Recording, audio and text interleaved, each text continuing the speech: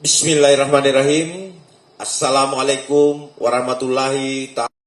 Putusan saat ini yang update ya, putus rapid saudara KRMT ya, Roy Suryo ya, saudara Roy Suryo atau Panci ya.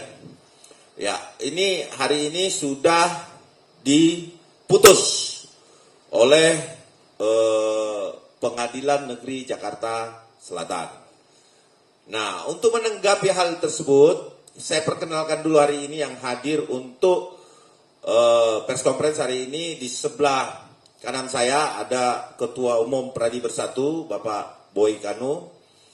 Kemudian ada Pak Edi Suhaidi ya dari tim Hukum Merah Putih. Kemudian ada Pak C. Suhadi sebagai Ketua THMP, tim Hukum Merah Putih. Kemudian ada Bapak Bala Pationa yang tidak asing lagi, Pak Petrus ya. Pak Petrus Bala Pationa ini nggak asing lagi di media. Beliau adalah dari organisasi KAI. Kemudian ada Pak Kunang ya. Pak Kunang juga adalah THMP dan ada Fritz. Seperti biasa ada dari relawan dan beberapa simpatisan.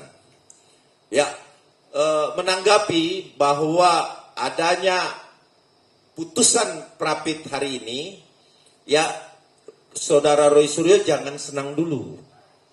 Ya, biasa aja. Ya, biasa aja. Ini bukan kemenangan telak dalam pokok perkara. Sekali lagi saya ulangi, ini bukan kemenangan telak dari pokok perkara. Ini adalah di mana disampaikan oleh hakim tunggal bahwa sah atau tidak sahnya satu penangkapan, penahanan, dan penggeledahan. Satu tidak sahnya penangkapan, memang hari ini kita lihat dia melenggang kangkung. Memang dari media ke media kan ada Roy Suryo nggak ditahan, tangkap, ya dia dijemput itu tidak diborgol. Baik-baik yang dia katakan G30 SPK itu tidak nyata. Nah ini juga yang perlu menjadi pertimbangan sebenarnya tadinya, tapi karena ini sudah selesai, saya anggap bahwa kita harus menghormati putusan Prapit. Terus kemudian ada penggeledahan.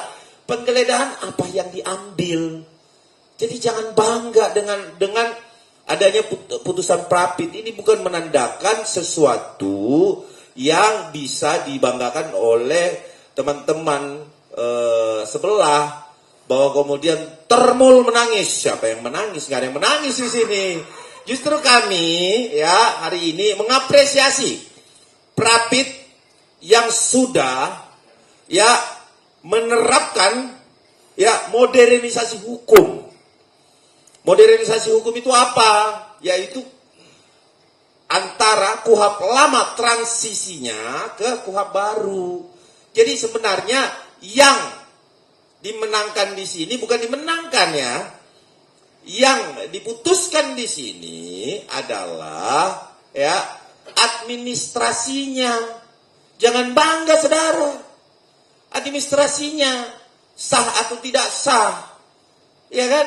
Nah, itulah yang diputuskan 3 dari 7 permohonannya. Nah, terus bangganya di mana? Kalau dia tidak sah penangkapan, saudara-saudara, berarti dia harus dikeluarkan dari tahanan. Nah, memang gak ditahan kok. Iya kan? Terus masalahnya di mana? Jadi, saya rasa ini adalah jangan lagi nanti kita goreng-goreng lagi, menang. Nah, itu framing. Tetapi apapun itu, putusan Prapit kita hormati bersama. Dan ini kita anggap bagus. Artinya, sah atau tidak sahnya satu administrasi dari kepolisian. Tetapi apakah polisi salah? Tidak. Tidak ada kesalahan polisi di situ. Kenapa saya bilang memang semua administrasi itu harus ada. Ya.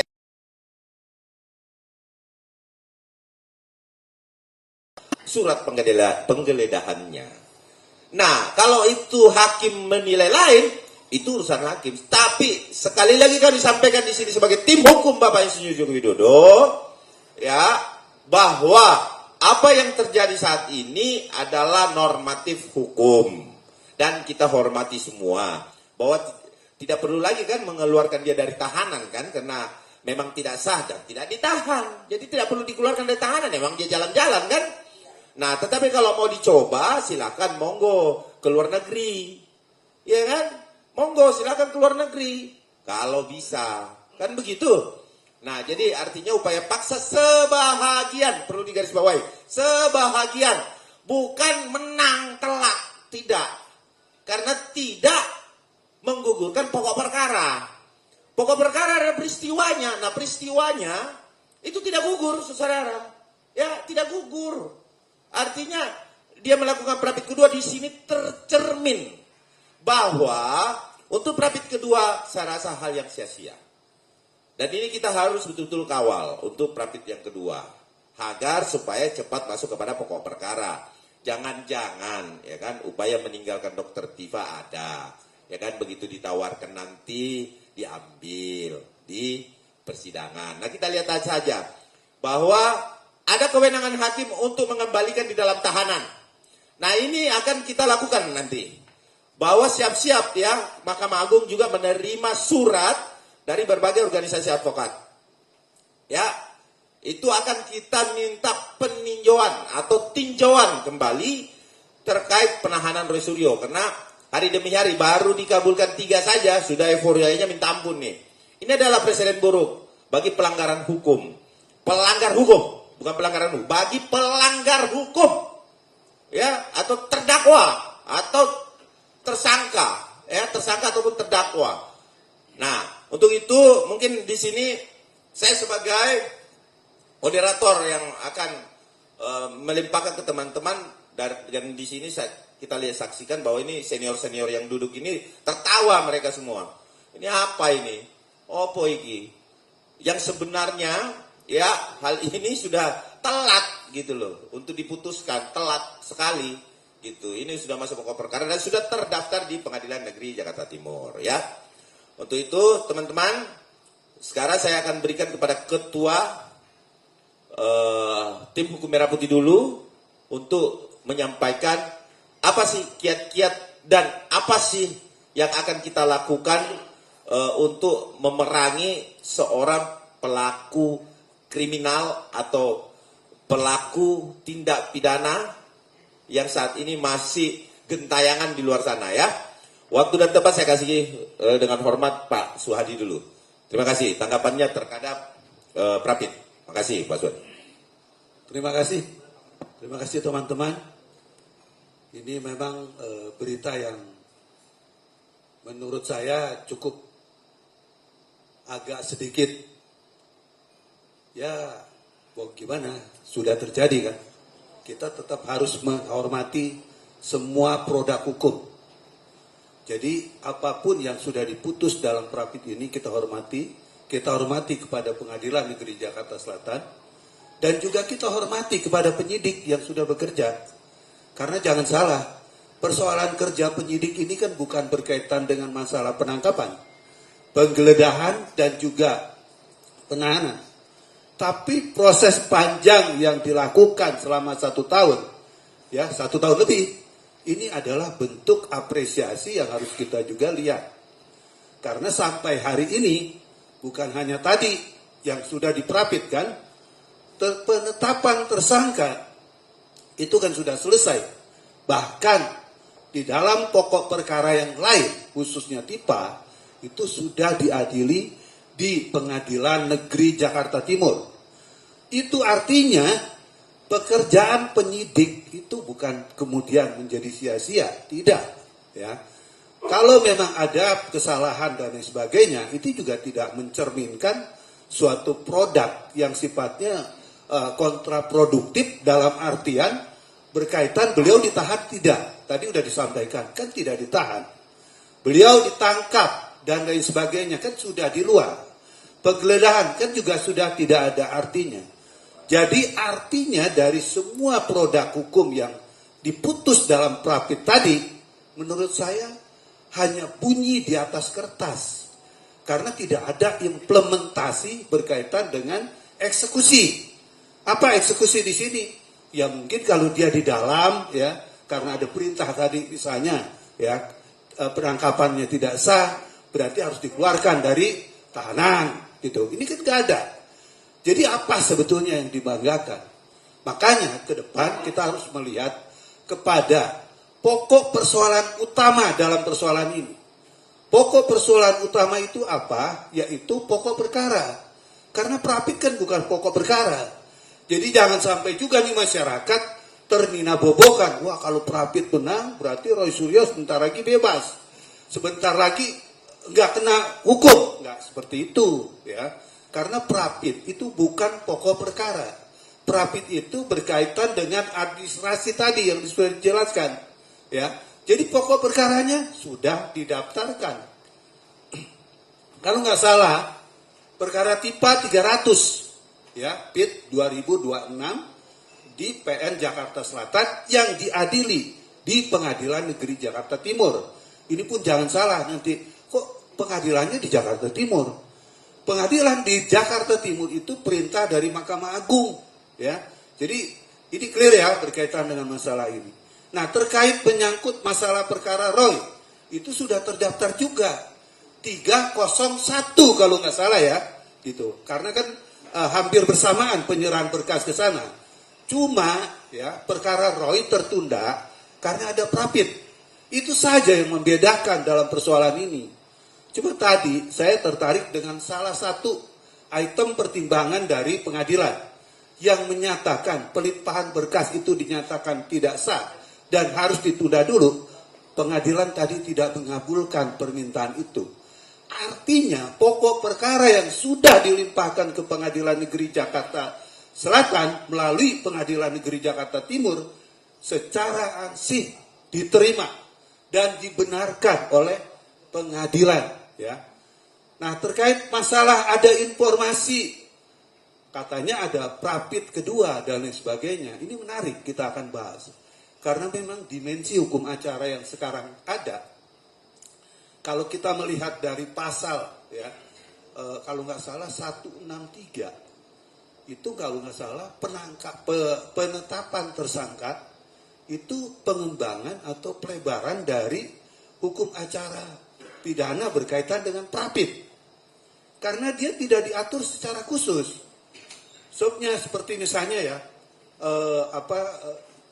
penangkapan, terus kemudian penahanan. Itu spesifik diatur ya secara tegas dalam undang-undang. Tetapi berkaitan dengan masalah penetapan tersangka itu hanya diatur dalam pasal 163 ya. Itu pun bagian dari persoalan putusan ya.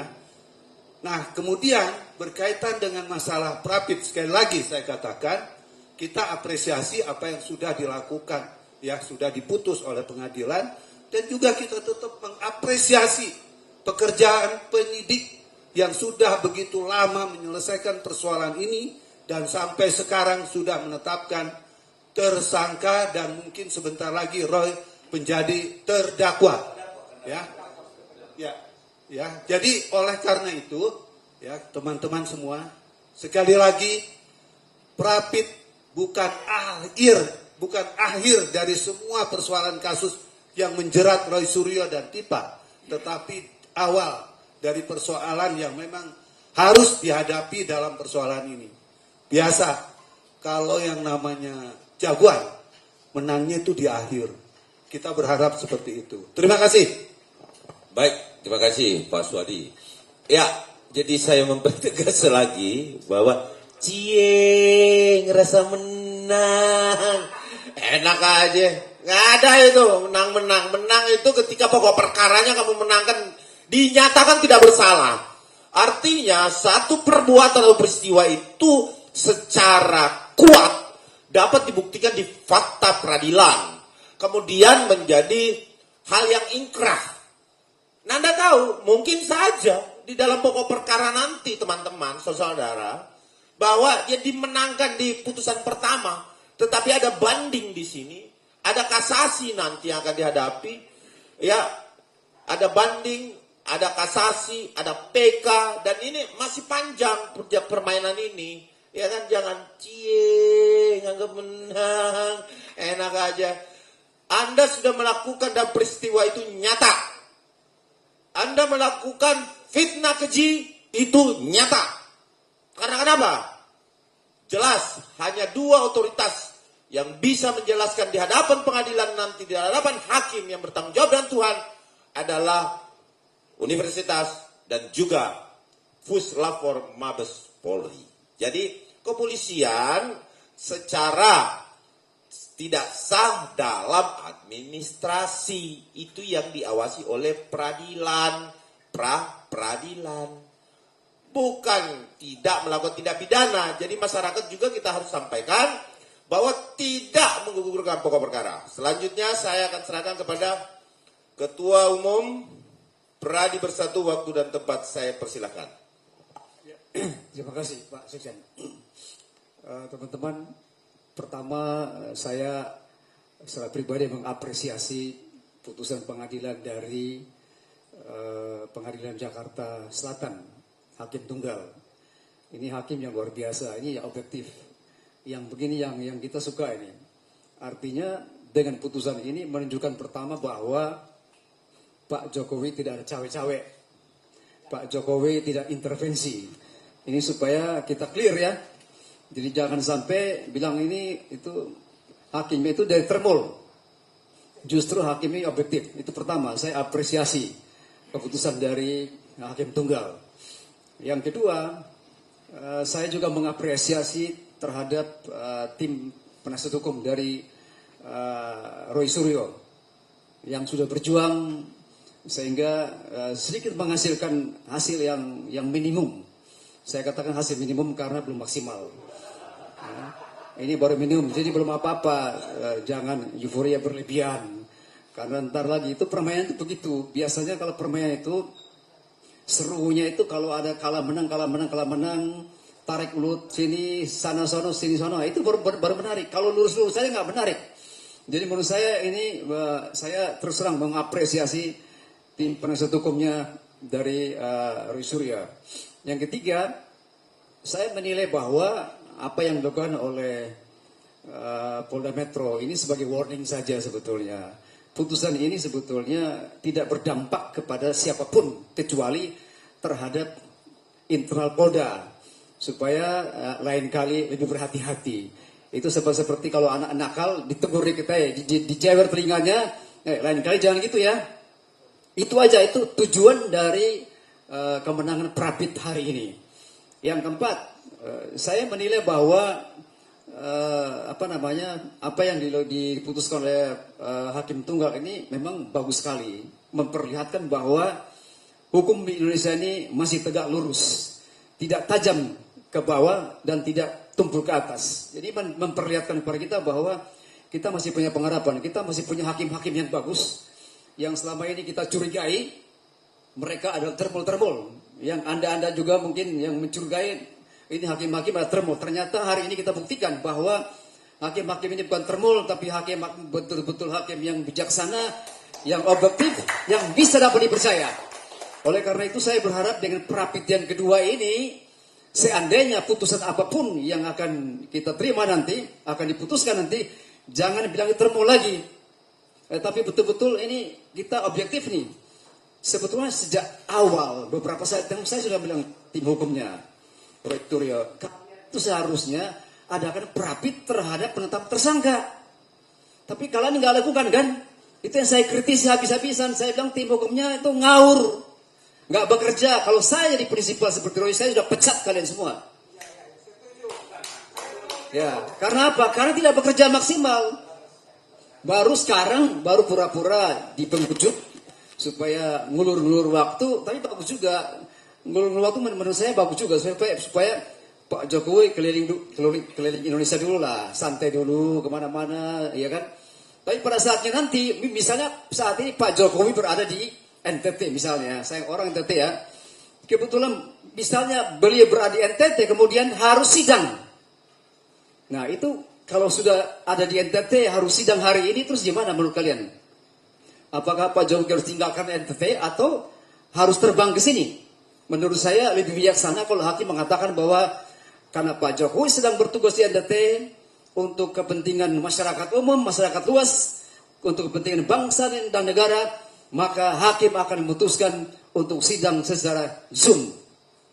Nah, saya kira ini juga bijaksana, tapi tergantung kita tidak ya, jadi kita tidak menggurui ya, tidak menggurui majelis hakim, tetapi kita berharap juga bahwa Pak Jokowi bisa hadir secara onsite.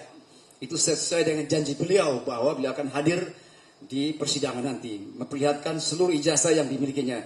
Jadi yang tadi saya mau katakan kepada kita sekalian bahwa mari kita kawal bersama-sama kasus ini.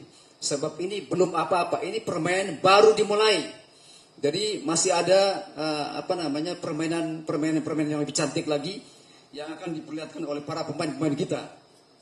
Kalau dalam dunia sepak bola itu ada Messi, ada Cristiano Ronaldo, ada yang lain-lain. Nah, kita berharap bahwa dalam pertandingan ini akan muncul Messi dan Cristiano Ronaldo. Dua jagoan ini yang akan bertarung, dan kita percaya bahwa hukum ini masih berpihak kepada kebenaran dan keadilan. Dan saya yakin dan percaya bahwa keputusan yang benar adalah keputusan berdasarkan ketuhanan yang Maha Esa dan diputuskan berdasarkan kebenaran dan keadilan. Terima kasih. Oke, terima kasih Pak Ketum Pradi Bersatu yang tentu dedikasi dan sepak terjang beliau di dunia hukum itu kita tidak perlu lakukan lagi. Artinya begini teman-teman, hari ini kami yang ada di meja ini adalah penegak hukum yang tidak akan berhenti untuk mengawasi, memantau perkara ini, karena suka atau tidak senang kami adalah bagian dari penegakan hukum itu sendiri. Sehingga sedikit-sedikit ngomongnya legal standing, disuruh baca 108 hafalnya kasus ini aja. Makanya baca juga tuh sebagai penegak hukum turut ambil bagian enggak terhadap tindak pidana yang terjadi masyarakat. Tentunya diaplikasikan dong. Artinya seperti itu. Jadi sesuai tadi saya tegaskan lagi, Pak Ketum menyampaikan bahwa ya menang sedikit jangan juga euforianya kayak menang seluruhnya. Sebagian ya. Nah, saat ini ada Bang Petrus Balapationo dari KAI yang juga kami minta untuk berkomentar sebagai penegak hukum. Jangan ditanyain lagi nih Pak Petrus Balapationo, mana legal standingnya? Ntar dia ngamuk, suruh baca KUHP lagi nanti kalian. Silakan, waktu yang saya beri, silakan Bapak. Terima kasih teman-teman. Dalam putusan peradilan yang sama-sama kita dengar, hakim menyatakan penangkapan, penahanan, penggeledahan tidak sah. Hakim dalam pertimbangan mengatakan karena syarat subjektif yang dimiliki polisi, kewenangan untuk bertindak dianggap tidak sah. Itu hanya putusan yang secara hukum tidak berpengaruh apapun terhadap pokok perkara. Kenapa? Karena ketika hakim dalam pertimbangan bahwa berkas perkara sudah dilimpahkan ke pengadilan, itu artinya akan segera lanjut ke persidangan pokok perkara di PN Jakarta Timur. Tadi seperti dikatakan Pak Ketua, Pak Suwadi mengatakan mengapa sidang di Jakarta Timur. Walaupun berkas dilimpahkan ke Kejaksaan Negeri Jakarta Selatan. Secara undang-undang di KUHP yang baru yang mengadopsi KUHP lama di pasal 85 dan di KUHP baru pasal 163, pengadilan boleh dipindahkan persidangan ke suatu tempat apabila pengadilan negeri di mana akan dilangsungkan persidangan tidak memungkinkan dalam beberapa hal. Gedungnya tidak siap, keamanan tidak siap. Yang kita lihat di Jakarta Selatan kemungkinan gedungnya, maka Mahkamah Agung memindahkan di Jakarta Timur. Tetapi kembali kepada putusan pra-peradilan Roy Suryo ini, putusan yang tidak memberi dampak apapun terhadap pokok perkara. Kenapa? Karena hakim hanya menyatakan penggeledahan tidak sah. Artinya perbuatan seketika ketika dilakukan penggeledahan di rumah Bapak Roy itu tidak sah. Penangkapan, di mana polisi mengeluarkan surat penangkapan secara administrasi, hakim tunggal menyatakan tidak sah. Tetapi menyangkut pokok perkara yang sekarang sudah di Jakarta Timur, pasti setelah putusan ini, Ketua PN Jakarta Timur akan segera menetapkan hari persidangan. Mungkin juga dari pihak Roy mengatakan, kan sekarang ada pra peradilan mengenai sah tidaknya penetapan tersangka. Ini pengacaranya dan Roy itu mungkin telat kali. Telatnya kenapa? Penetapan seseorang sebagai tersangka itu harus di awal karena belum ada bukti. Ini berkas sudah lengkap, baru dinyatakan penetapan tersangka tidak sah. Dalam KUHP teman-teman harus tahu, ketika kami membahas KUHP di DPR dengan Pak Boy dulu, sekarang mengenai alat bukti itu sangat luas, ada 9. Jadi ketika seorang pengacara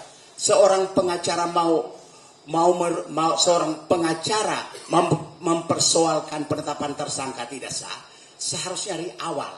Artinya alat buktinya kurang. Dulu di KUHP lama 185 hanya 5 alat bukti. Sementara KUHP yang baru ada 9. Karena kami sama-sama bahas. Pertama, keterangan saksi, ahli, surat, pengamatan hakim, barang bukti, alat bukti elektronik, dan yang paling boleh dikatakan waktu di pembahasan yang paling berbahaya adalah apa saja yang dapat dipergunakan sebagai alat bukti. Itu dulu didebatkan. Berarti apa saja boleh dipakai. Maka dalam perkara pidana yang kita akan sidangkan dalam perkara siapapun, kalau bukti-bukti yang disebutkan tadi tidak cukup, hakim, jaksa, pengacara boleh pakai apa saja sebagai alat bukti. Karena itu diatur dalam KUHP di pasal 235 huruf G. Makanya dalam perkara-perkara pidana seperti ini, tergantung hakim, jaksa, pengacara mau menggunakan bukti apa saja. Walaupun secara standar sudah disebutkan ada 8 tadi. Ya, ini ada perluasan alat bukti. Di KUHP lama hanya 5, di KUHP baru ada 8. Dan yang paling boleh dikatakan tanda petik berbahaya, alat bukti yang bunyinya begini, apa saja dapat dipergunakan sebagai alat bukti sepanjang diperoleh tidak melawan hukum. Ini kan karet nih, bisa ditarik, bisa dibuat apa saja. Tapi itu dulu waktu kita bahas, Pak Boy masih ingat, saya juga waktu yang keberatan, kita tolak itu. Tapi ketika dirumuskan, ternyata itu masih muncul. Teman-teman bisa baca di KUHP 235 itu. Dan sehingga kalau kita katakan Roy Suryo menang perkara, katakanlah bukti-bukti hakim menyatakan tidak sah, jaksa bisa dengan argumentasi mengenai apa saja yang dapat dipergunakan sebagai tersangka. Jadi luas sekali nih. Oleh karena itu putusan pra peradilan yang tanda petik menangnya, boleh saya katakan menangnya banci. Tidak ada dampak apapun. Ya, mau dibilang menang di atas kertas ya juga. Menang di atas kertas, menang banci, menangnya tanggung. Kecuali menang, hakim menyatakan berkas perkara hasil penyidikan itu dianggap tidak sah. Perkara berhenti di situ. Tapi hakim mengatakan berkas perkara lanjut ke pengadilan. Yang tidak sah itu hanya ketika, maaf aja, dia digeledah, diraba-raba, dimasukin ke rumah, dimasuk ke rumahnya. Tidak sah itu perbuatan polisi. Ketika polisi mengeluarkan surat penahanan, surat yang ditandatangani oleh penyidik itu tidak sah. Tapi hasil kerja penyidik yang sekian lama, yang menurut informasi kita lihat bahwa tinggi berkas 1 meter itu dihargai, 1,5 meter itu dihargai oleh hakim bahwa itu sah dan silakan dibuktikan di pengadilan. Jadi singkatnya dia menang tapi tidak menang. Jadi buat apa bersorak-sorai? Buat apa bersorak-sorai? Buat kami hakim itu objektif dan seperti dikatakan oleh rekan Boy tadi bahwa hakimnya objektif dan bukan termul. Jadi jangan dibilang hakimnya termul, hakimnya lihat tuh buat pertimbangan bagus sekali. Hanya satu kata kuncinya dia mengatakan syarat subjektifnya tidak terpenuhi. Karena subjektivitas penyidik bahwa akan melarikan diri, menghilangkan barang bukti, mengulangi tindak pidana, menurut hakim itu tidak ada. Jadi menang ya orang menang. Oke, sekian. Oke, terima kasih karena beliau juga ikut dalam RDP KUHP yang baru. Jadi ini kunci-kunci semua. Jadi mengerti banget tentang KUHP baru. Tapi tidak dihafal, nggak dihafal. Dibaca, dihafal, nggak. Jadi gini, ya kemudian tidak membatalkan, saya pertegas, tidak membatalkan pokok perkara, bahwa itu betul kata Pak Balapationo bahwa itu tidak membatalkan dan itu banci ya Pak ya, banci. Oke, untuk selanjutnya saya serahkan kepada Bang Kunang, nggak apa-apa sedikit, Pak Kunang. Oke, Wasekjen, Pak Ketua sudah. Nah, silakan. Cukup. Oke, mungkin ada tambahan dari Pak Ketum sebelum kita masuk tanya jawab, Pak Suadi, ada?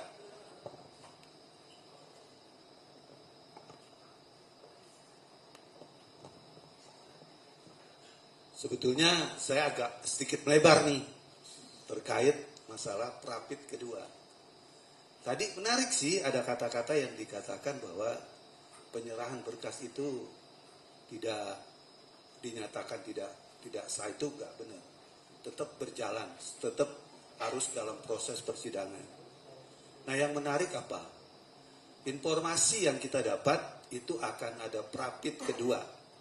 Tapi boleh nggak kita sepakati kita bahas sedikit saja? Bisa. Gini, saya melihat pada urgensi Prapit kedua ini tadi juga sudah dimulai ya oleh Pak Petrus Bala ya yang mengatakan bahwa harusnya kan di awal pada saat penetapan tersangka itu minimal ya sebulan ke depan atau 2 bulan ke depan itu dilakukan Prapit. Karena kan keberatan dong dia harusnya dikatakan sebagai tersangka. Tapi hampir 1 tahun ya kalau nggak salah ya. Ini 6 bulan ke depan lah ya. Ini nggak ada reaksi apapun. Berarti kan harusnya ya dia sadar ada sebuah perbuatan yang dilakukan oleh yang bersangkutan.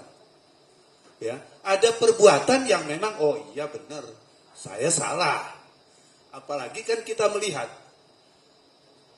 dalam pelaporan itu bukan hanya yang dilaporkan oleh Pak Jokowi terkait 310, 311 ya dan juga 27 Undang-Undang ITE, tapi juga ada pasal 32 dan pasal 35 Undang-Undang ITE.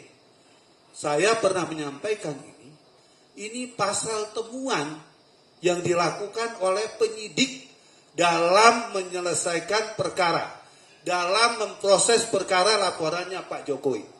Karena temuan artinya di sini ada laporan yang dilakukan oleh penyidik berkaitan dengan temuan tadi. Nah, kalau melihat dari persoalan-persoalan yang sudah berjalan, kemudian tidak dipersoalkan, harusnya kan nggak perlu dilakukan Prapit lagi berkaitan dengan penetapan tersangka. Dia bilang ya itu berkaitan dengan surat perintah yang menjadi objek dari Prapit. Lah, ini bukan perkara tun. Jadi satu surat keputusan surat perintah itu menjadi objek Prapit, kan jadi lucu. Nah, saya juga jelasin. Di dalam hukum itu ada di dalam pasal 2 ya. Undang-Undang Kehakiman ya tahun 2009 kalau nggak salah ya. Itu dikatakan bahwa yang namanya perkara itu harus menganut ajas sederhana, murah dengan biaya ringan, ya. Nah, kalau dilihat dari yang dikatakan sederhana, ya, oh ya sederhana, cepat dengan biaya ringan. Kalau kita melihat konteks ini, ya, melihat kepada juga undang-undang undang-undang kehakiman, ini kan jadi nggak selaras. Karena kenapa? Ya kan mencoba bagaimana mengulur-ulur waktu gitu kan. Loh, kalau memang berkaitan dengan masalah penetapan tersangka itu menjadi persoalan, memang pengadilan itu terus kemudian begitu disidangkan dia 100% divonis.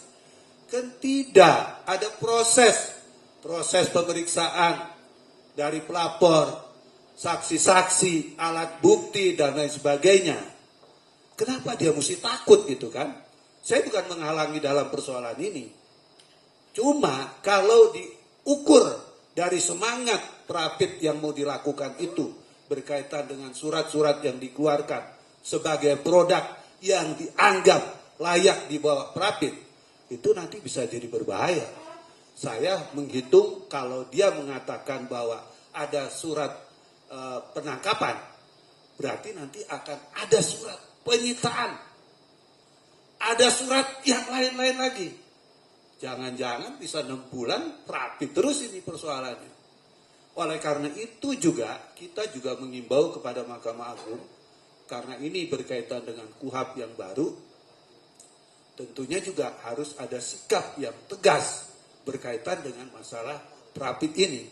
Karena begitu wacana Prapit kedua mau dijalankan, berarti ada sebuah pendapat, ada pemikiran-pemikiran Prapit itu bisa dilakukan berkali-kali gitu ya.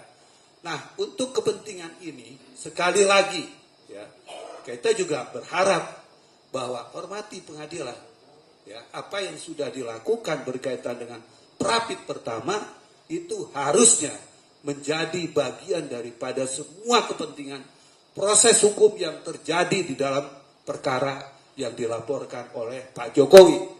Jadi jangan diambil comot satu, comot lagi satu, comot lagi satu. Ini sampai kapan?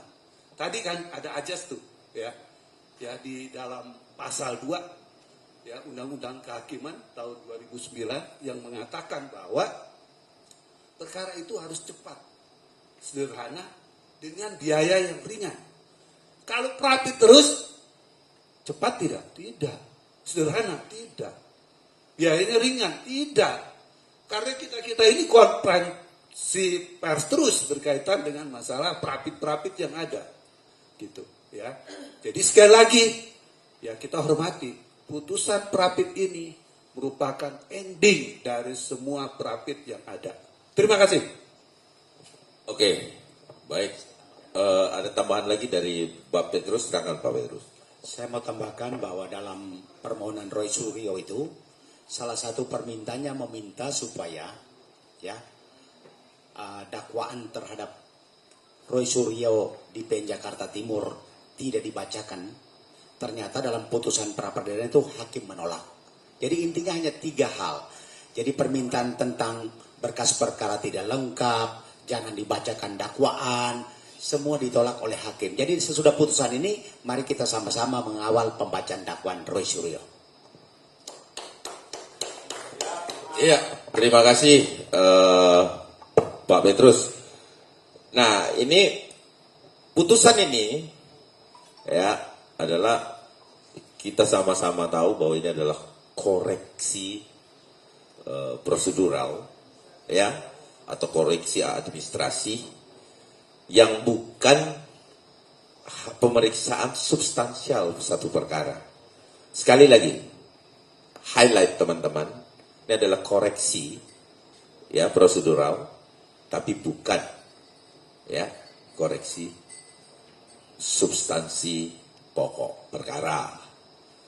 Terus ada satu lagi nih, ya kan? Ini kan nggak sah nih penangkapan, nggak sah penahanan, ya.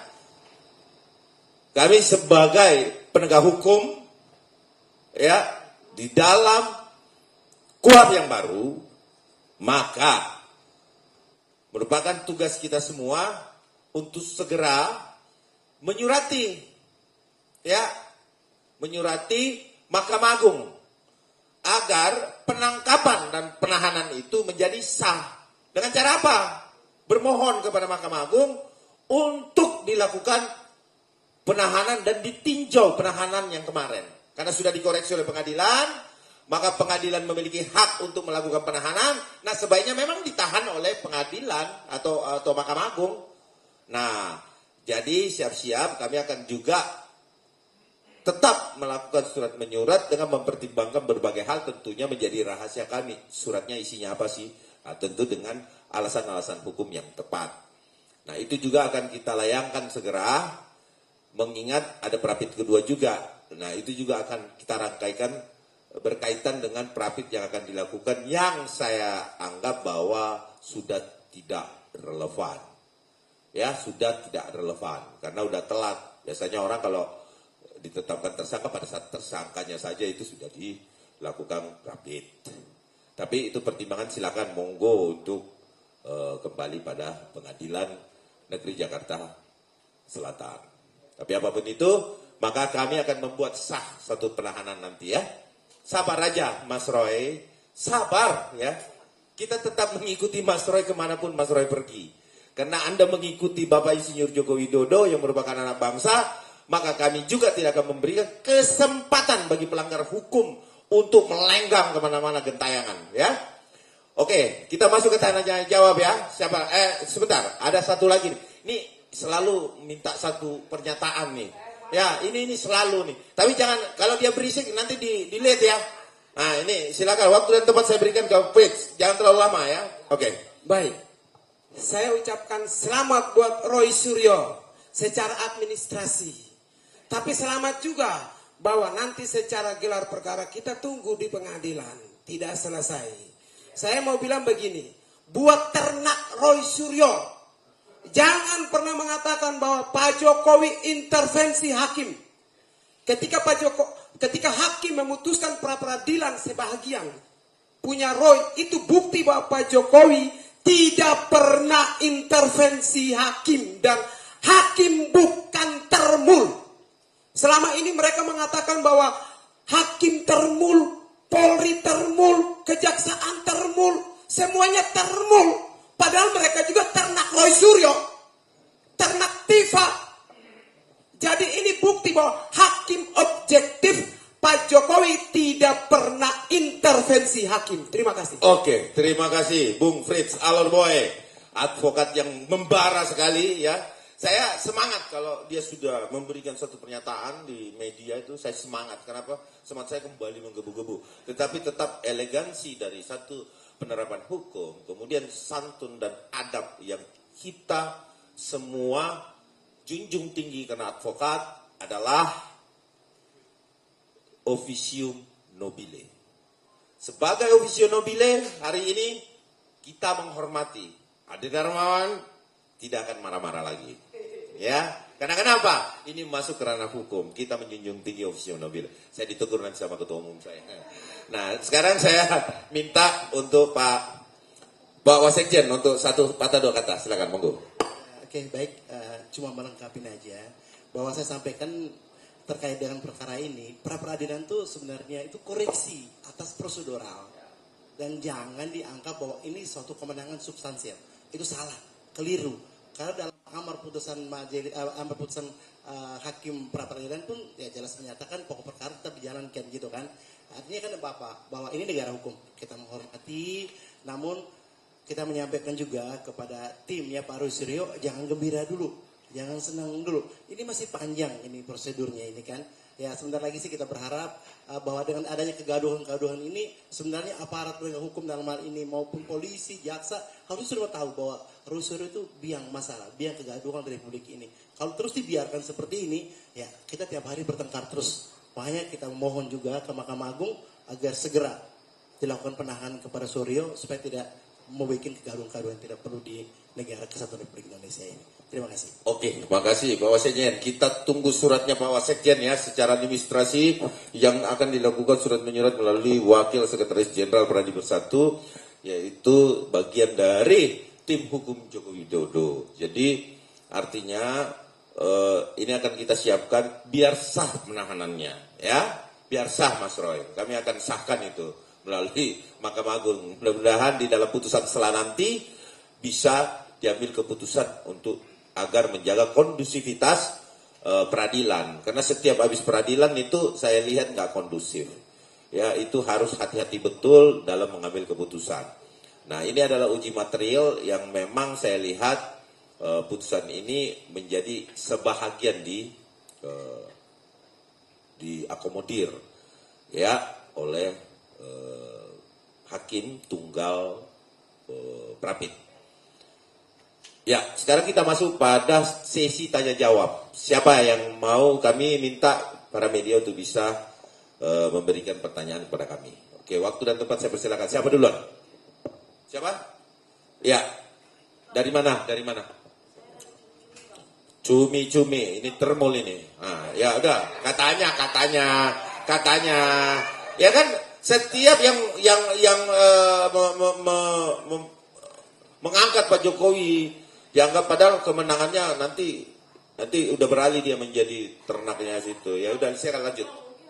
Bergeser dari sidang Rapid dan lain-lain, Roy Suryo berencana akan menggugat Kadabang Lecumanan karena perbuatan melawan hukum dan dia juga mengatakan kalau ada penyelundupan pasal. Lalu yang kedua, saya sebenarnya pengen tahu Bang, apa sih alasan aku sampai sampai menyulati Mahkamah Agung untuk mensahkan penangkapan dan penahanan Roy Suryo, karena tadi Roy Suryo juga bilang pihak-pihak abang ini seperti mengintervensi kepolisian untuk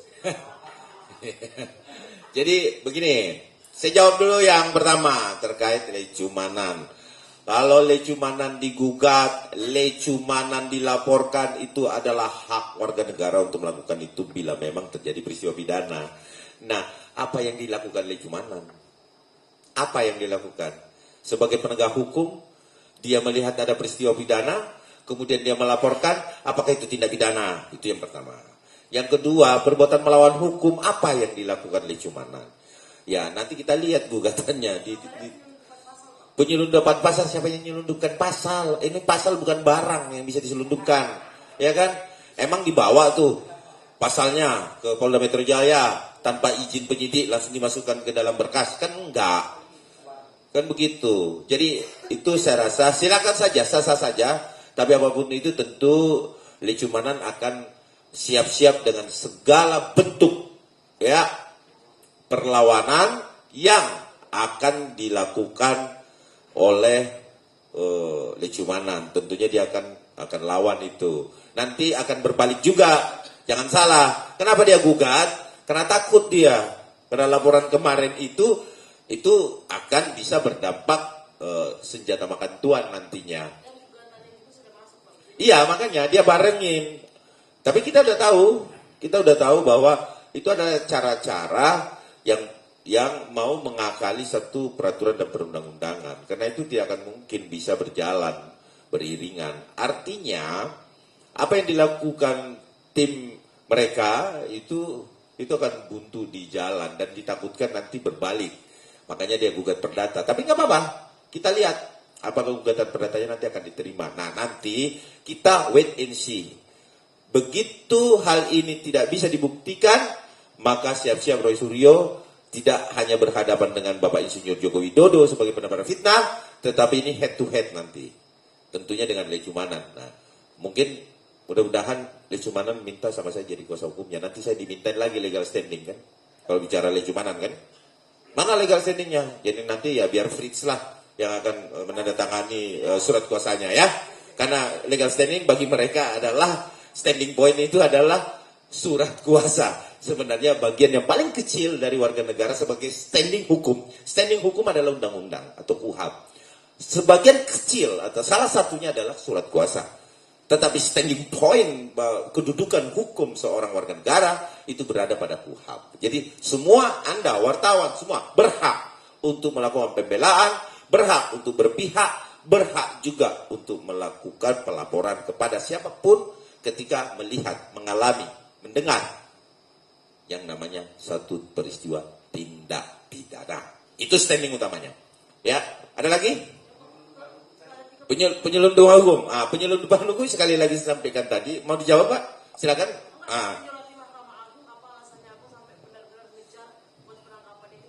Saya ulangi. Anda, saya yang berada di meja ini berhak untuk melakukan apapun yang selama tidak melawan hukum. Selama tidak melawan hukum, maka kita berhak untuk melakukan apapun kegiatan hukum. Itu surat menyurat adalah satu perhatian publik.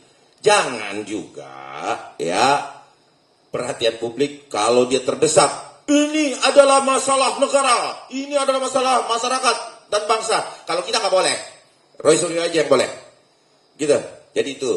bahwa apapun itu adalah upaya hukum yang dilakukan tim hukum Bapak Insinyur Joko Widodo sebagai garda terdepan dalam membela kepentingan Bapak Insinyur Joko Widodo karena beliau adalah warga negara, warga masyarakat Indonesia. Ya, tambahkan silakan. Jadi gini, mungkin ini juga perlu diketahui ya. Kan kewenangan menahan itu bukan hanya di tangan penyidik, Polda dalam hal ini, juga kejaksaan. Tapi juga ada di ranah pengadilan. Jadi nanti kita akan bersurat dulu kepada pengadilan, mendorong kepada pengadilan untuk dilakukan penahanan.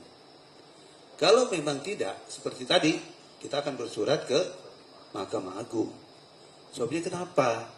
Ini kan memang sangat tidak kooperatif kan? Semua orang sekarang diserang.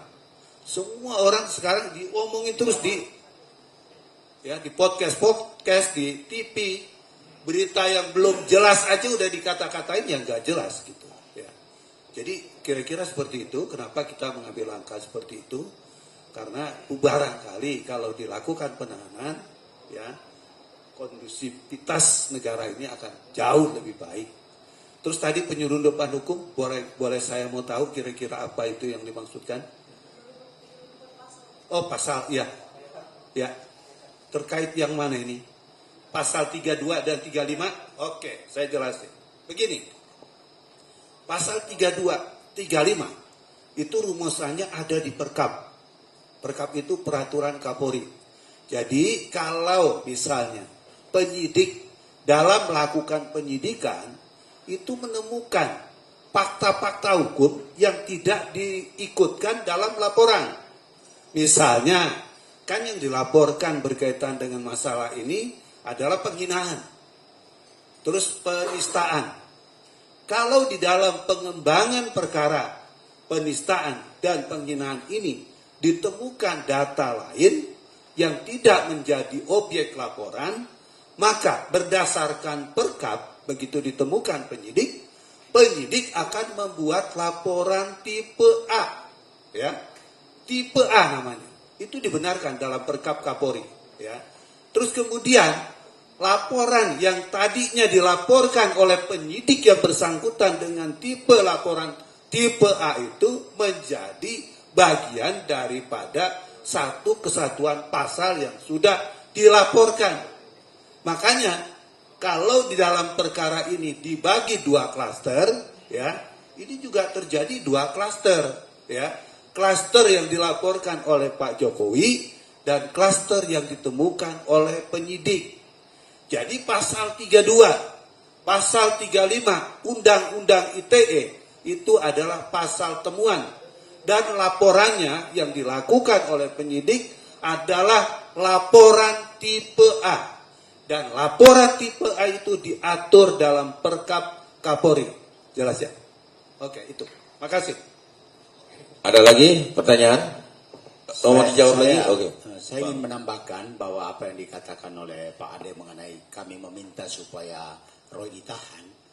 Pertama, syarat Roy ditahan dalam proses peradilan itu sudah memenuhi syarat. Sangat memenuhi syarat.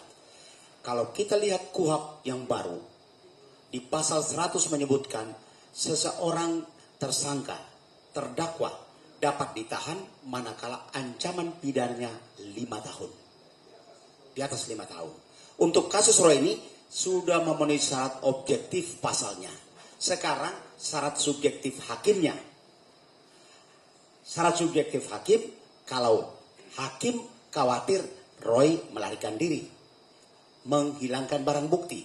Tetapi ini subjektivitas, maka kita mendesak supaya syarat subjektivitas itu dipenuhi agar dapat ditahan. Karena apa jaminannya hakim tidak punya kekhawatiran Roy lari? Bisa saja setiap saat dia lari. Bisa saja setiap saat dia mengulangi tindak pidana.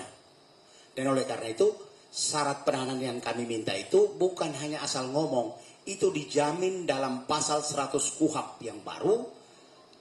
Mengenai syarat objektifnya sudah terpenuhi. Sekarang tinggal hakimnya. Nanti misalnya kami bersurat ke majelis hakim supaya ditahan. Kalau tidak terpenuhi baru kita mendesak ke Mahkamah Agung. Tetapi syarat-syarat penahanan sudah terpenuhi. Oke, itu tadi ya syarat-syarat yang sebenarnya akan dituangkan di dalam satu surat menyurat di Mahkamah Agung dan Pengadilan Negeri Jakarta Timur. Tapi terima kasih, ini adalah pembelajaran publik untuk Bang Petrus, ya, bahwa itulah dasar-dasar hukum yang akan kita beranjak, karena tidak mungkin seorang advokat melakukan tindakan dan upaya hukum itu ceroboh, itu tidak akan mungkin, karena kita memahami ada konsekuensi yang selalu menghantui bagi setiap penegakan hukum, baik itu disiplin, etik, dan tentunya pidana. Ya, ada lagi? Ya, dari Ainyus, oke. Mau ditambahkan? Silakan. Ya, silakan.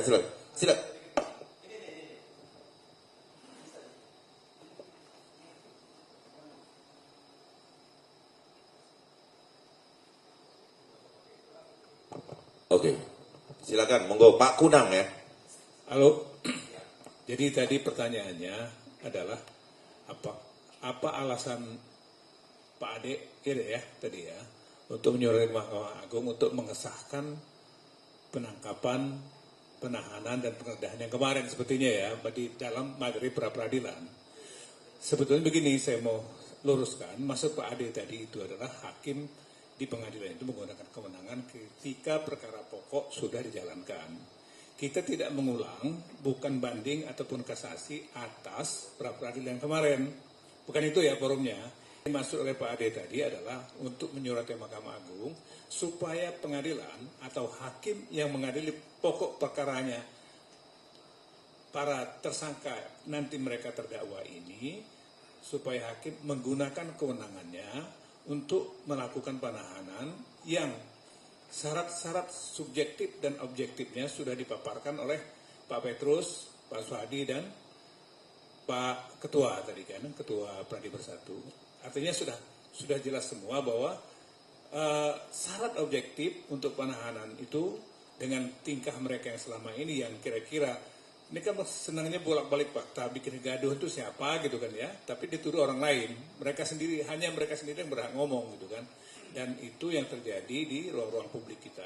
Nah, saya rasa itu kelengkapan dari tadi koreksinya ya, saya luruskan bahwa bukan untuk men-challenge yang kemarin bukan, tapi meminta kepada Mahkamah Agung supaya pengadilan yang mengadili perkara ini hakim menggunakan kewenangannya untuk menahan yang bersangkutan sebagai terdakwa, supaya perjalanan persidangannya nanti berjalan lancar tanpa dihantui oleh ini akan menyulitkan pemeriksaan persidangan. Gitu ya, Dek ya. Ya, Cukup ya? itu tadi ya, cumi-cumi. Oke, Ainyus, silakan. Ditanya Bang, tadi dari hasil persidangan pertama dinyatakan bahwa status penggeledahan ini tidak sah oleh hakim tunggal. Lalu bagaimana status hukum dari barang bukti yang disita oleh penyidik di kediaman Roy Suryo? Apakah bisa digunakan atau dibuktikan nanti di perkara pokok? Kemudian nanti di praktik kedua kalau nggak salah tanggal 10 Juli ini terkait dengan status tersangka. Bila mana nanti hakim menyatakan bahwa status tersangka tidak sah, apa langkah hukum yang dilakukan dari tim hukum Jokowi, dan juga bagaimana nasib dari perkara nanti, apakah bisa dilanjutkan atau seperti apa Pak? Oke, Langsung dijawab sama Saya Pak. jawab ya.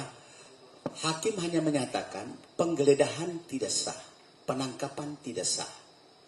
Artinya apa? Berkas perkara yang sudah disidik penyidik itu dianggap sempurna dan lengkap. Maka di dalam putusan di mana ada permintaan Roy menyatakan berkas perkara dinyatakan tidak sah, pembacaan dakwaan tidak boleh, hakim hanya menyatakan penggeledahan tidak sah. Jadi hanya administrasi saja.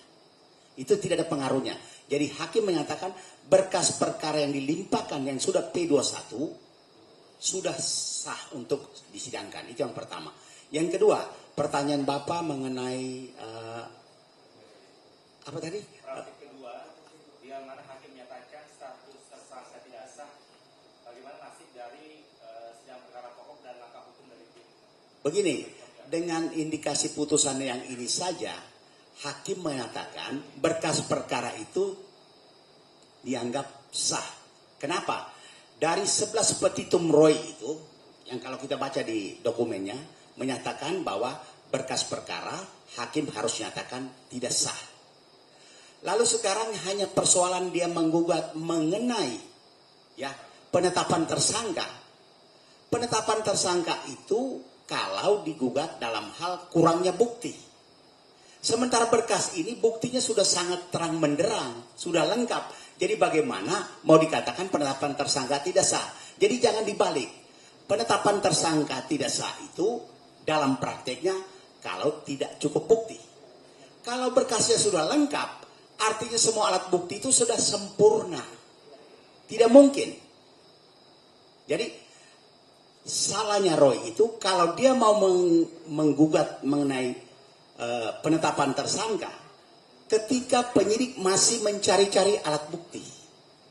Sehingga pada waktu itu buktinya hanya saksi dan surat. Karena alat bukti itu dalam KUHP yang baru itu ada 9. Jadi dari 2 dari 9 alat bukti itu sepanjang terpenuhi di tingkat penyidikan dalam hal penetapan tersangka, hakim menyatakan sah. Jadi kalau penetapan tersangka misalnya dia mempersoalkan tidak cukup alat bukti, artinya hanya 2 alat bukti dan pada waktu itu hanya 1 alat bukti, maka bisa benar. Tapi sekarang berkasnya sudah lengkap, artinya kita berkesimpulan dari 9 alat bukti itu sudah sempurna. Terdiri dari saksi sudah diperiksa, ahli sudah diperiksa, barang bukti sudah ada, bukti elektronik sudah ada, keterangan tersangka sudah ada, apa saja yang diperoleh oleh penyidik sudah ada. Jadi bahkan ada 9 alat bukti yang mungkin kalau kita lihat di berkas itu sudah terpenuhi oleh penyidik. Jadi kesalahan mereka mempersoalkan di saat-saat yang sudah lengkap. Terlambat sekali. Jadi seharusnya, sekali lagi, ketika baru penetapan tersangka, mereka boleh menguji penyidik. Jangan-jangan buktinya baru 1. Tapi dengan lengkapnya berkas ini, artinya kita berkesimpulan 9 alat bukti itu sudah terpenuhi. Dan bukan hanya penyidik yang menyatakan terpenuhi. Dengan diterimanya oleh jaksa itu artinya jaksa penuh keyakinan bisa membuktikan kesalahan terdakwa Roy di sidang pengadilan. Jadi saya yakin, percaya, kita taruhan gugatan ini, yang kedua ini, bisa saja ditolak tanpa sidang. Kenapa? Berkas sudah maju ke pengadilan. Bisa saja ditolak. Hakim tidak membuka sidang tapi mengeluarkan penetapan. Karena yang dia uji adalah mengenai penetapan tersangka yang artinya kurang alat bukti. Sekarang bukti sudah lengkap, jadi tidak perlu sidang. Kita minta hakim supaya keluarkan penetapan, tidak perlu sidang gaduh lagi, ya. Oke, sudah. Barang bukti yang ditemukan di rumah kediaman Roy Suryo itu bisa digunakan nanti di perkara pokok. Tidak ada yang diambil. Saya bisa jawab spontan bahwa tidak ada barang bukti yang diambil di kediaman Roy Suryo. Ya, lanjut, tambahkan. Saya tambahkan dari penjelasan Bang Petrus tadi bahwa satu yang sudah baru sampaikan Bang Ade, tadi pertanyaannya barang-barang bukti yang diambil terkait penggeledahan kemarin yang sudah dijawab. Nah itu bahwa barang yang di penggeledahan kemarin itu nggak ada barang bukti mas, nggak ada yang disita. Nasibnya seperti apa kata-kata gitu ya? Berkas-berkas yang diperkarakan sekarang sudah dilimpahkan itu tidak ada yang terkait dengan penggeledahan kemarin, supaya ini bisa clear ya. Jadi nggak ada barang bukti yang kira-kira mengganggu. Kalau seandainya terjadi seperti itu pasti akan dikeluarkan sesuai dengan dinyatakan tidak sah. Tapi kebetulan ini memang tidak ada. Saya mau tambahkan juga begini, bahwa perkara prapit mereka itu kan hanya beda 1 hari ketika berkas itu dilimpahkan ke Pengadilan Timur ya, Jakarta Timur. 22 dan 23 ya. 22 Juni dan 23 Juni. 22 Juni mereka prapit, 23 Juni itu jaksa melimpahkan berkas ke Pengadilan Negeri Jakarta Timur sehingga prapitnya bisa berjalan sesuai dengan KUHP baru ya. Tapi kalau yang mereka akan ajukan besok kelihatannya sudah nggak masuk dalam aturan main yang diberikan oleh KUHP yang baru. Kenapa? Karena berkas itu sudah terdaftar lebih dahulu. Sekarang prapitnya baru daftarkan tanggal 3 ya. Tanggal 3 kemarin ya, karena sidang tanggal 10 toh. Artinya itu sudah jeda waktunya sudah berbeda jauh. Kalau berkas itu belum ada, belum di situ, sehingga prapit masih bisa jalan. Kalau ini dengan sendirinya seperti kata Bang Petrus tadi, sangat mungkin keluar penetapan untuk tidak perlu diperiksa karena berkas sudah ada di pengadilan. Jadi jangan dianggap bahwa ketika prapit seperti yang tadi itu akan digoreng terus sampai katanya macam-macam, boleh berapa apa saja bisa diperbandingkan, itu rasanya nggak mungkin karena hukum kita mengandung kepastian.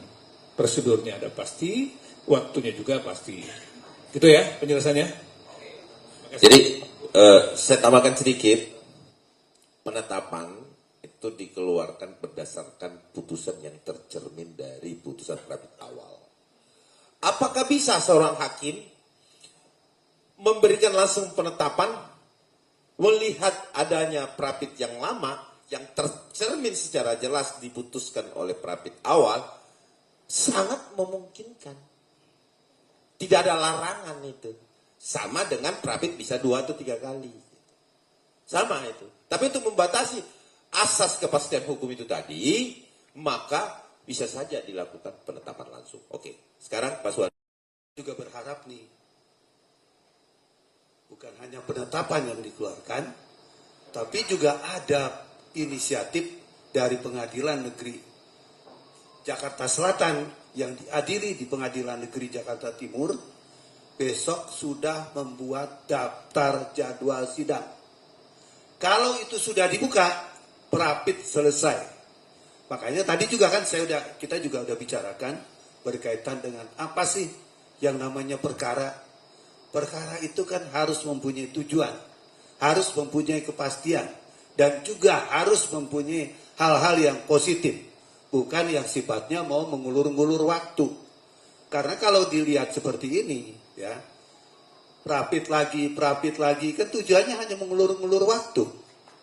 Kenapa kemarin tidak sekalian dimasukkan berkaitan dengan masalah penetapan tersangka dalam Prapit? Dan kenapa Prapit itu tidak didahulukan berkaitan dengan penetapan tersangka? Artinya kan memang dia di sini mencari jalan keluar bagaimana dalam waktu tertentu tidak diperiksa di pokok perkara. Nah, kalau kita melihat seperti ini, berarti kan itikadnya gak baik. Malah kemarin saya di salah satu podcast, kenapa yang jadi pahlawan ini Tipa ya, bukan Roy. Kenapa saya katakan seperti itu?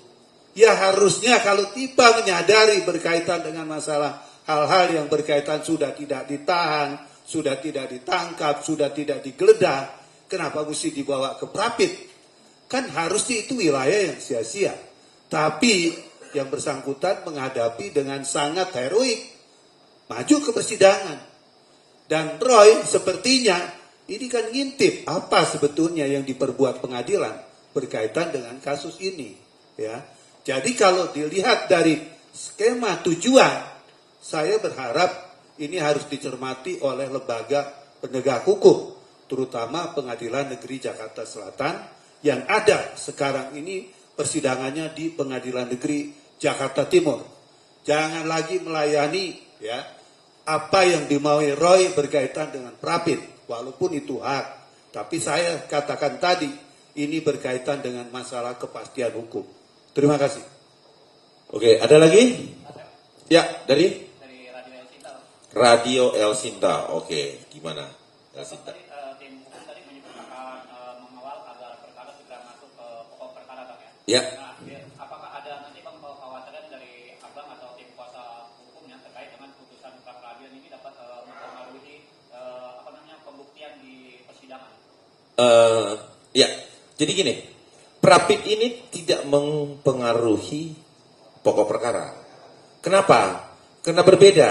Ini kewenangan daripada penyidikan yang dipersoalkan, termasuk penetapan tersangka. Sementara penetapan tersangka itu sudah lama berlalu, dan ingat penetapan tersangka ini sudah naik statusnya di salah satu dari para terdakwa. Tifa sudah terdakwa dan Mas Roy juga itu sudah terdakwa. Sudah tidak ada relevansi dari penetapan tersangka digugat. Tercermin dari apa? Dari permohonan yang dilakukan Prapit sebelumnya. Sehingga tidak akan berpengaruh. Makanya saya selalu menyampaikan bahwa ini akan sia-sia. Kenapa sia-sia Prapit yang kedua? Karena itu sudah tidak lagi membahas penetapan tersangka kurangnya alat bukti. Karena kenapa? Seperti yang dikatakan Bang Petrus tadi.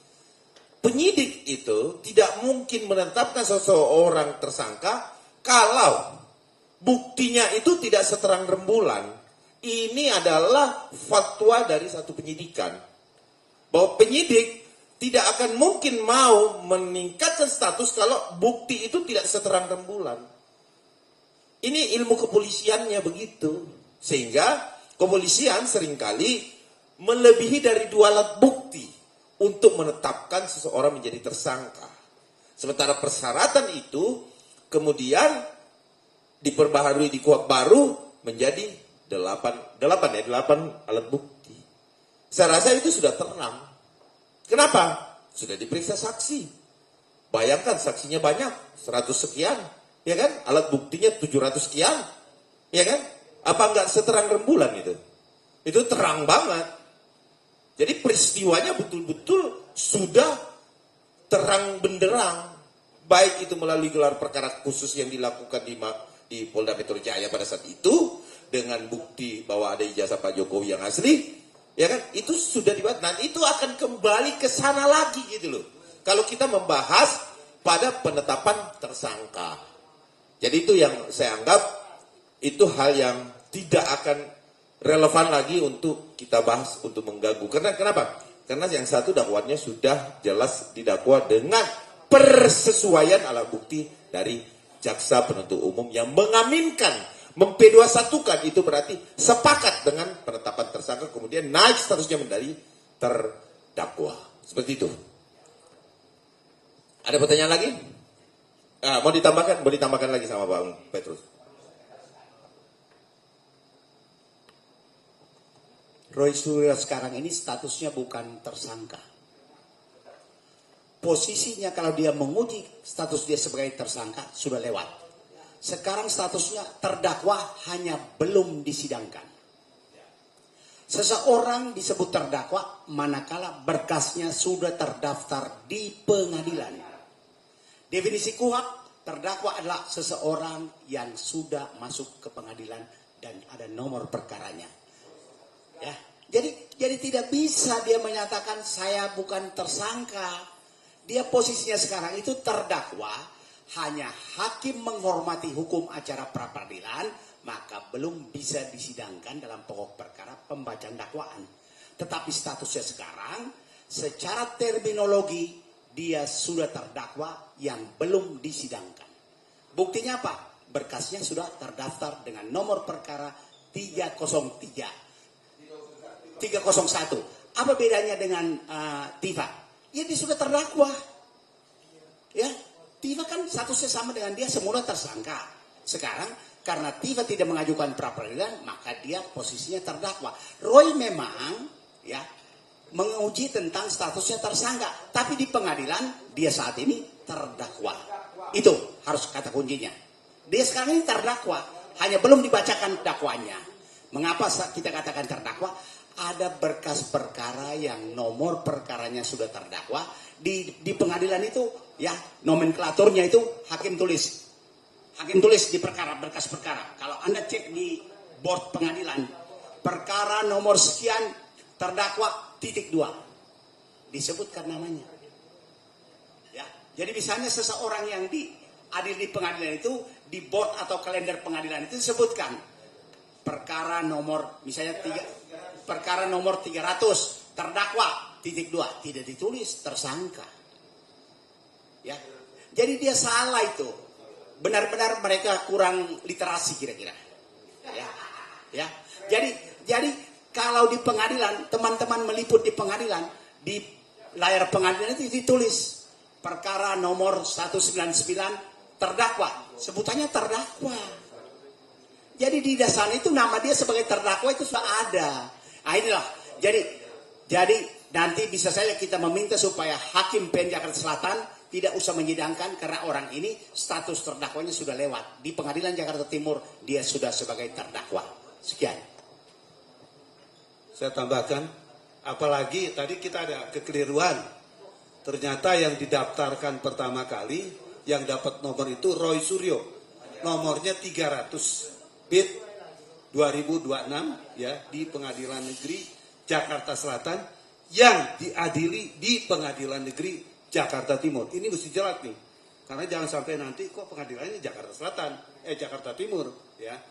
Pengadilan Negeri Jakarta Timur seperti kita ketahui sekarang memang dalam keadaan darurat karena memang pengadilannya lagi diperbaiki. Jadi untuk memenuhi persidangan, apalagi ini perkara besar, itu dipindahkan oleh Mahkamah Agung. Ya. Nah terus kemudian, tadi sudah dikatakan, kalau sudah tercatat, apalagi ini nomornya nomor pertama kan, TIPA itu yang kedua, nomornya Roy itu 300, ya, nomornya TIPA 301. Dua-dua sudah menjadi terdakwa. Yang satu sudah diadili, tadi sudah dikatakan, yang Roy ini belum, tapi status terdakwanya sudah melekat di bordnya Pengadilan Negeri Jakarta Selatan yang didaftarkan di Pengadilan Negeri Jakarta Timur. Ya, jadi kalau dia menuntut menyangkut masalah penetapan tersangka, artinya itu sudah tidak masuk domain peradilan. Karena peradilan itu menyatakan sah dan tidaknya status tersangka. Ya, seperti diatur dalam 163 ya. Itu ayatnya saya agak lupa. Ya, itu jelas di situ berkaitan dengan status daripada tersangka. Jadi kalau dia sudah selesai peradilan, harusnya juga ini sudah selesai berkaitan hak dia mengajukan prapit berkaitan dengan masalah tadi penangkapan, penggeledahan dan penetapan, bukan penahanan, bukan penetapan tersangka. Ya, jadi sekali lagi penetapan tersangka tidak ada lagi domain yang bisa diajukan dalam prapit. Terima kasih.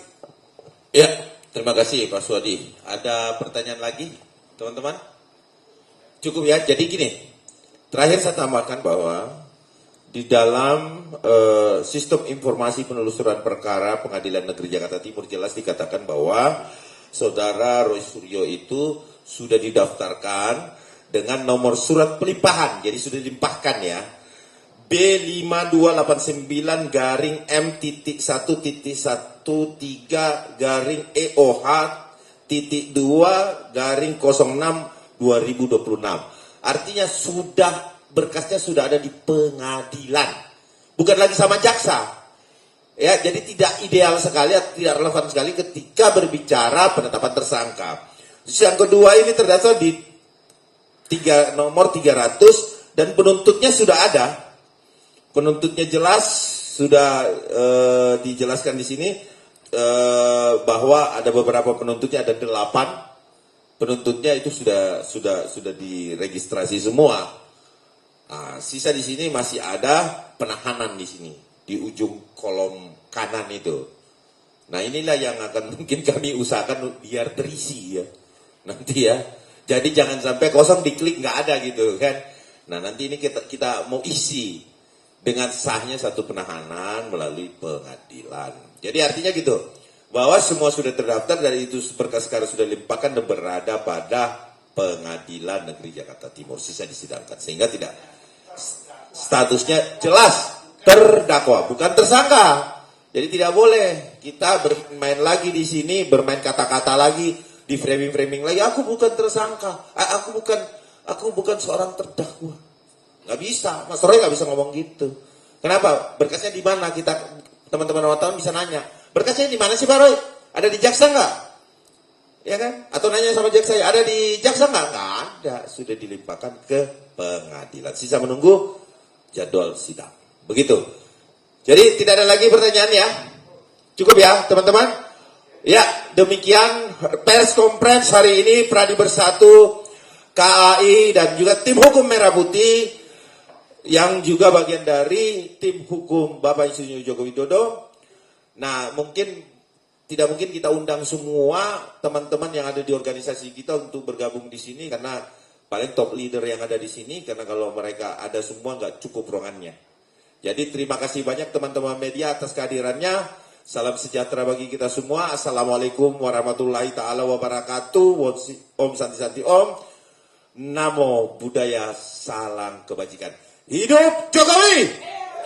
Satu kali lagi. Hidup Jokowi!